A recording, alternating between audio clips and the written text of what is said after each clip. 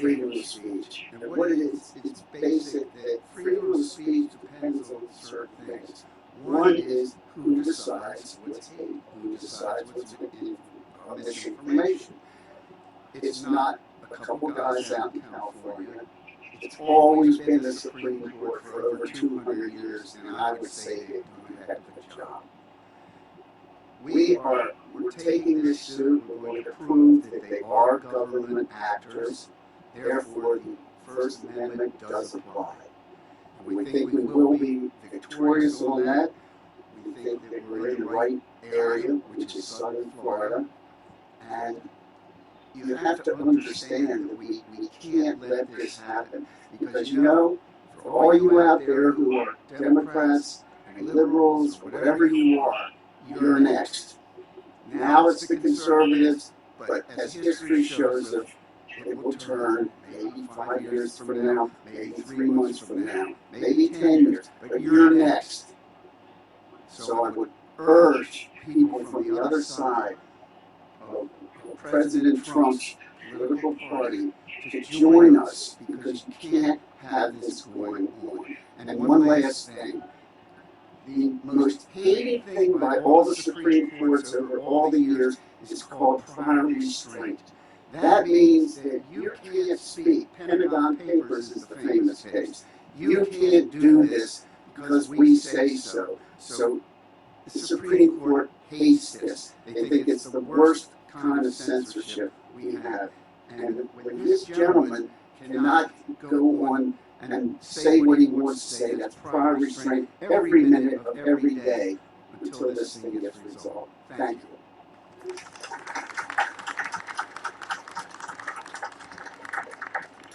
And I'm here not as part of that great legal team over there, but I'm very proud to be part of America First Policy Constitutional Litigation Team.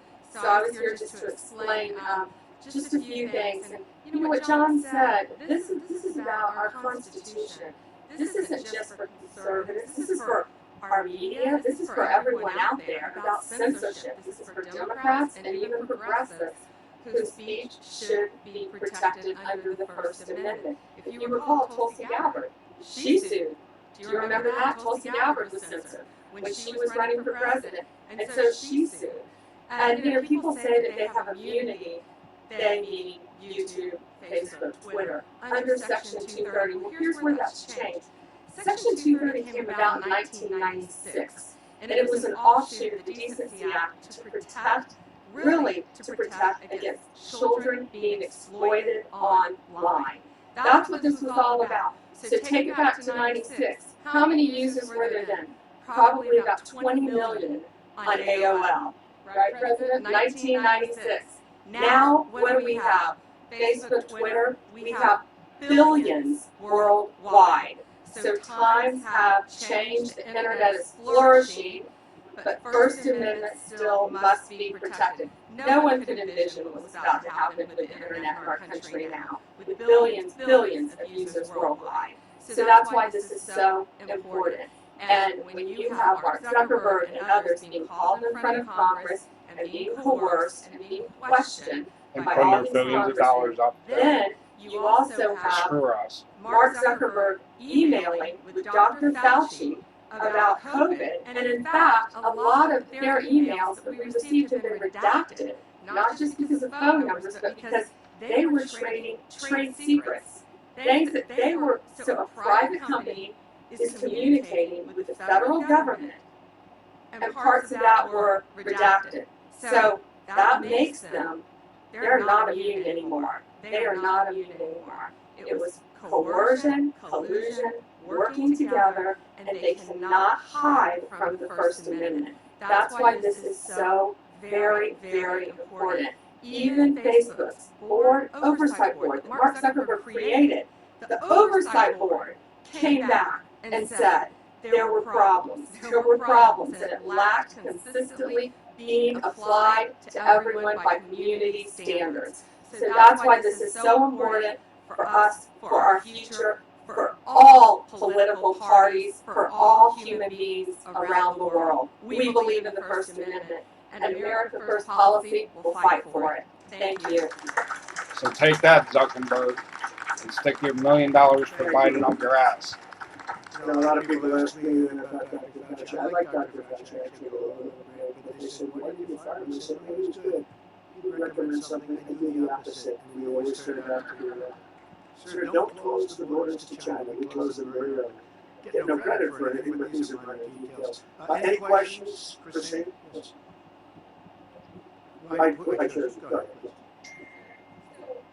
What is the possibility of a settlement prior to trial? Because obviously any court ruling in your favor is a very compelling case.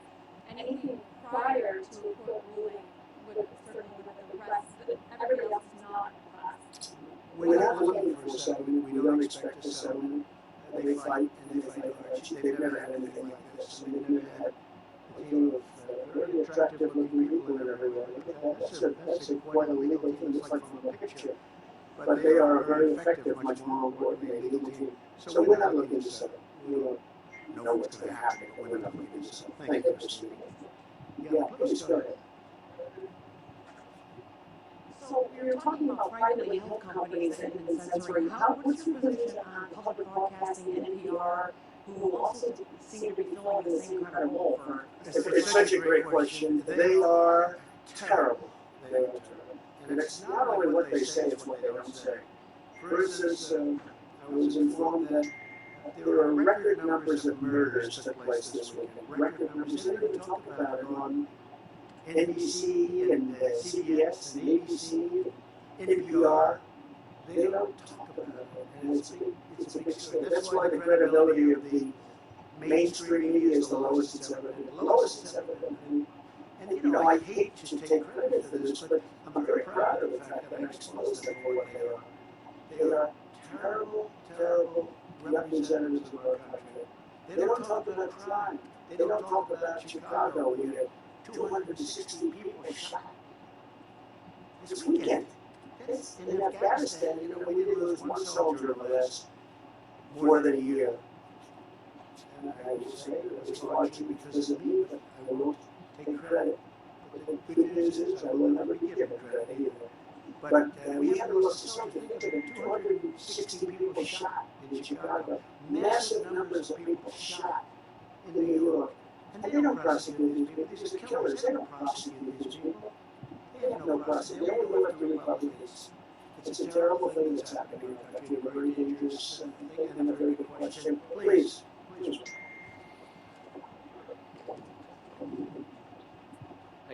How do you fight the argument that these are private companies? They can be as liberal as they want to be.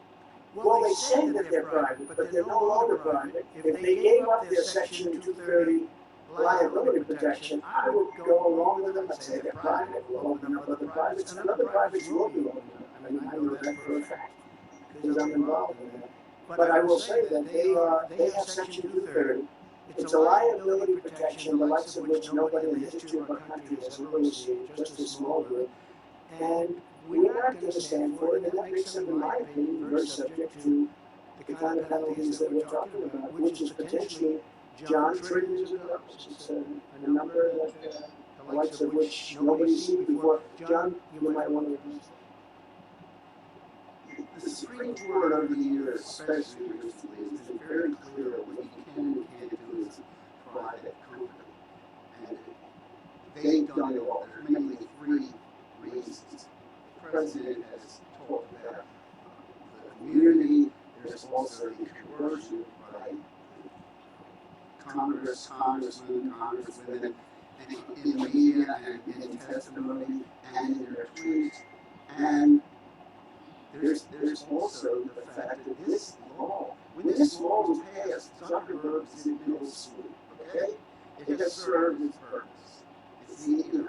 It's now it has grown into this monster that Congress never intended. And the real bottom line is Congress cannot delegate what it can't do itself. And that's what they've done. You know, we were talking earlier about when 230 was created in 1996, and really I think one of the main reasons was something we all care deeply about as former Attorney General, getting the sex predators off instantly.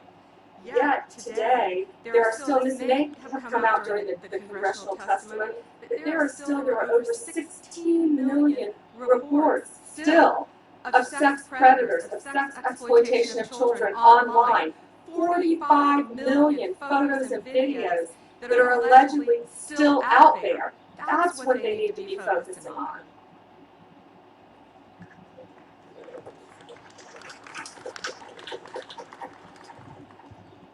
Thank you, Mr. President.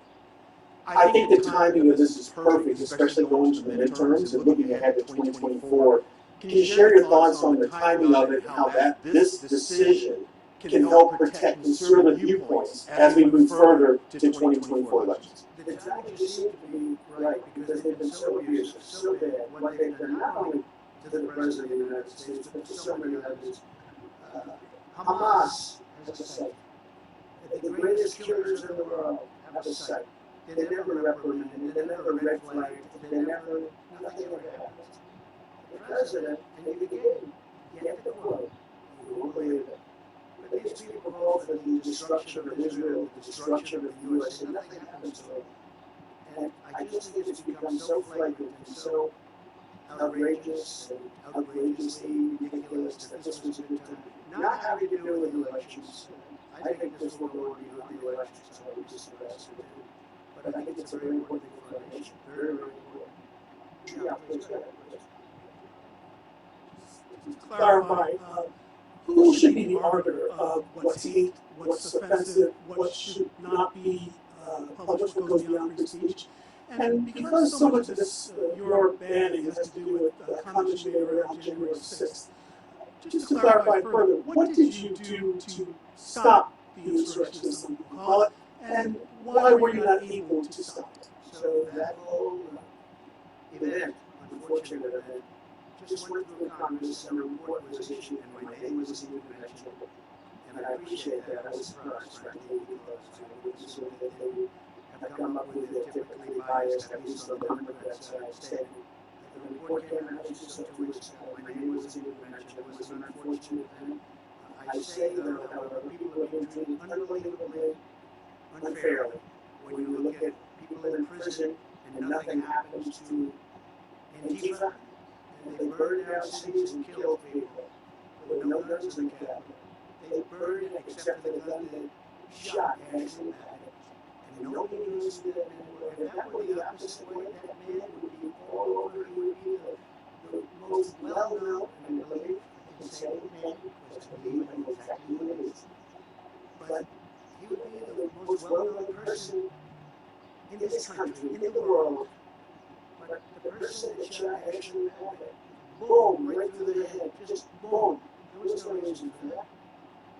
And why isn't that person being opened up, and why isn't that being studied? They've already written it off. They said, that case is closed. If that were the opposite, that case would be going on for years and years, and it would not be pretty.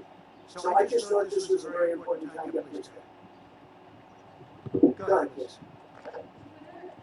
If you're successful in Twitter and Facebook and Instagram and all social media platforms, let you back on and let everyone else back on uninhibited the way that everyone's supposed to have access, would you use their platforms? I don't know. It's a good question. I don't know. I might not. You know, I'm in a different position because if I put out a press release, I'm getting extremely good pickup. But that's me. The world, everybody that's getting news, they can't put out a press release because they say, who the hell is that? Nobody's going to pick it up. And even myself, I can instantaneously get the word out. If somebody says a lie, like the fake media, I can at least give the opposing side, which I've been doing for 6 years. I used to get great publicity before I ran for office. I've been doing this for 5 or 6 years where I can get a word out, an opposing word. Today you can't do that. They took away the rights of, in my opinion, the majority. I really believe it's the majority because people aren't for all of these things. Now they have voter ID. That's another one. When you talk about voter ID, all of a sudden they love voter ID. They fought it vehemently. I know it's 2 days ago I watched a congressman, happened to be from South Carolina, say, no, I've always been in favor of voter ID. Well, he hasn't because you look at his statement for the last 2 years. He's been vehemently opposed. But now, they lie like nobody has ever lied. I watched him say, I've always believed in voter ID, essentially. And I said, that's unbelievable. Fortunately, the particular newscast had his statements from before, of which they were too numerous to put up, but they put up enough of them. But the Democrats are now saying, because they saw it was an 88% positive issue, they're now saying, we believe in voter ID, we have to have voter ID. There isn't one Democrat in the country that said that. And in a year from now, the fake news will say they've always been on this side. It's amazing. If you say it long enough, hard enough, often enough, people will start to believe it. That's what happened with Russia. That's what happened with Ukraine. That's what happened with, well, the witnesses we didn't say, like the laptop from hell. Anyway, you look at that thing, there is more criminal activity on that laptop than Al Capone had. If he ever had a laptop, we'd like to give Al Capone one, but he was a baby compared to what I was able to see. Brooke, would you like to say a few more words? You can join the lawsuit by going to takeonbigteck.com. I did not plan that question, but I very much appreciate it. Takeonbigteck.com, and we really are looking for the tens of thousands, hundreds of thousands of Americans. And let me just say one quick thing. It was a great question about the political ramifications of this lawsuit versus 2 years or 4 years. And certainly it will be part of the national narrative, I think, moving forward for the next couple of years. But this effort really is about the battle for the future of this country. And when we lose the opportunity to be part of the public discourse, whether as conservatives, as Republicans, as libertarians, as fighting against critical race theory, as questioning masks and whether our 11, 13, 15, and 16-year-olds, my children, should be forced to wear a mask all day, whether we're questioning illegal immigration and how to use that. That's crazy, and it's not okay, and this is not America, and it is not the America that I know we all want for our children and our future grandchildren, and that's what this lawsuit is about. We have the best legal team in the country. The America First Policy Institute is partnering with them to ensure that the word gets out, that we can truly, truly give our Americans who have been censored, who have been compromised, who have been told that they don't have a voice, that will no longer be the case. So thank you. Thank you all. I want to make one thing, gentlemen, ask who would decide what's hate speech? Who would decide this thing? For 200 years, over 200 years, it's been the Supreme Court. We can't let it be in the hands of unelected people or unappointed justices. But they have done such a good job for 200 years on this issue. We don't need any panels. We don't need any oversight committees. We need the Supreme Court and the judicial system to come into the 21st century. So I want to thank everybody. It's about 94 degrees out. I'm sorry to do this. It was supposed to be a beautiful day, 72 and perfect, and it's a little bit hot. We're going to have refreshments. Friends will bring you into the clubhouse if you like, but we'll take care of you because since some of you are in serious trouble sitting there. I do hope I can leave you with two things. Number one, this is a very important process. This is a big time, long awaited, very, very long awaited. The complexity of it, I guess, took a long period of time, but other litigants also want to join in with us. And we have great confidence in the courts, and we're going to see what happens. And the other thing I just ask the mainstream media to go back and do, and network news and everywhere else, is please discuss the horrors of what's going on in all cases, Democrat-run cities. The hundreds and hundreds of people that are being killed on a weekly and monthly basis, so that people will do something about it. By you're not talking about it, you're not helping Biden, you're not helping the Democrats, you're helping the country. So I hope you can go out and just talk about the crime. Say 260 people were shot in Chicago. It's a stat put out by the city over the weekend. There's no war that we lost that many for a long time, and many people died, young people. And New York is a horror show. New York is the worst crime wave that they've had ever. And nothing is done about it except no bail. They let everybody out of prison. They just left almost 500 people out. They let them all out. They caused tremendous damage and harm and physical harm to other people. in debt, and they let them out. If the people don't hear this, you'll never be able to solve the problem. It's a problem like this country has never had. What's happened over the last 6 months in particular, and what's happening in certain cities, is a horrible thing. It's an embarrassment to our country, but more importantly, it's just a horrible thing. The loss of human life on a weekly basis, and you turn on these major newscasts that a lot of people are watching, and it's not even mentioned. You have to change. You got to get your credibility back. You don't have the credibility. You have to get it back. I want to thank everybody very much, and we'll be seeing what happens. John, good luck. Pam, good luck. Everybody, Trish, I want to thank you for being so great. Really fantastic. I appreciate it very much. You've been so incredible. Thank you. And thank you to everybody. Thank you very much. Thank you, Mr. President.